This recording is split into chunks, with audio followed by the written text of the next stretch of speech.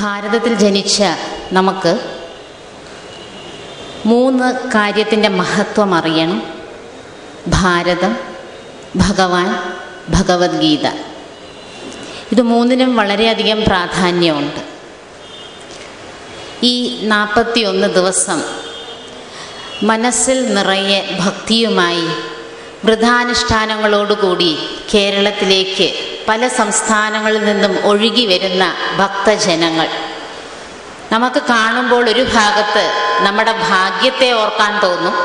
കാരണം ഭഗവാൻ നമുക്ക് ഈ ഇടിയും തെള്ളും അലച്ചിലും വിശപ്പും ദാഹവും നടക്കാൻ വയ്യാതെ കാലിൽ നീര് വന്ന് നടന്നു വരുന്ന പ്രായമായവർ, ഇവരെ കാണുമ്പോൾ നമുക്ക് ദയ തോന്നുന്നു.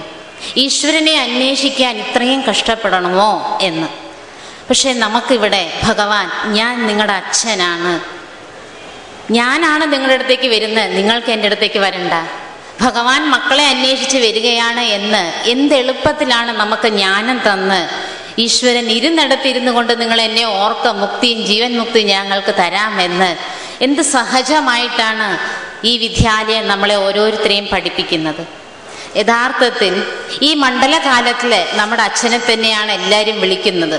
ശരണം വിളിയിൽ പറയാറുണ്ട്, അഖിലാണ്ട കോടി ബ്രഹ്മാണ്ട നായകനെ എന്നാ പറയുന്നത്. അതാരാ? യഥാർത്ഥത്തിൽ ശിവബാബയാണ്, ശിവപരമാത്മാവിനെയാണ് പറയുന്നത്. കലിയുഗ വരദനെ എന്ന് ആരെയാണ് വിളിക്കുന്നത്? തീർച്ചയായിട്ടും പരമാത്മാവിനെയാണ് വിളിക്കുന്ന കലിയുഗ. കാരണം കലിയുഗത്തിൽ അവതരിക്കുന്നത്. സൃഷ്ടിചക്രത്തിൻ്റെ കാര്യം പറയുമ്പോൾ നമ്മളവിടെ ഭക്തന്മാർക്ക് പറയാറുണ്ട്, സത്യത്രേതായുഗത്തിൽ വന്നത് 33 കോടി ദേവന്മാരാണെന്നും ദ്വാപരികത്തിൽ വന്നത് മതസ്ഥാപകന്മാരാണെന്നും കലിയുഗത്തിൽ വരുന്നത് സ്വയം ഭഗവാനാണെന്നും. അതുകൊണ്ടാണ് അയ്യപ്പ ഭക്തന്മാരായി നിങ്ങൾ ഓരോരുത്തരും കലിയുഗ വരദനെ ശരണമയ്യപ്പ എന്ന് ശരണം വിളിക്കുന്നത് നിങ്ങൾ. അപ്പം പരമാത്മാവിൻ്റെ യഥാർത്ഥ പരിചയം കൊടുക്കാനുള്ള ഈ സനാതനധർമ്മ സന്ദേശ യാത്ര തീർച്ചയായിട്ടും വിജയിക്കും. കാരണം സാഹചര്യം അങ്ങനത്തെയാണെന്ന്. ഭക്തന്മാർക്കിപ്പോൾ ഭഗവാനെ ആവശ്യമാണ്, ദുഃഖിതർക്കിപ്പോൾ ഭഗവാനെ ആവശ്യമാണ്. ദീനദയാലുവാണ് ഭഗവാൻ, ദീനരായവർക്കിപ്പോൾ ഭഗവാനെ ആവശ്യമാണ്. ഇന്ന് മനുഷ്യന് സമ്പത്തുണ്ട്, ജനബലമുണ്ട്, ധനബലമുണ്ട്, ശരീരബലമുണ്ട്.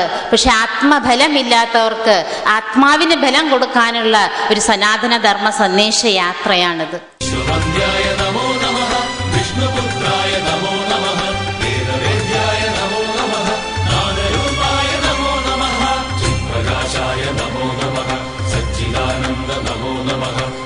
സൗമ്യായ നമോ നമഃ, സിദ്ധരൂപായ നമോ നമഃ.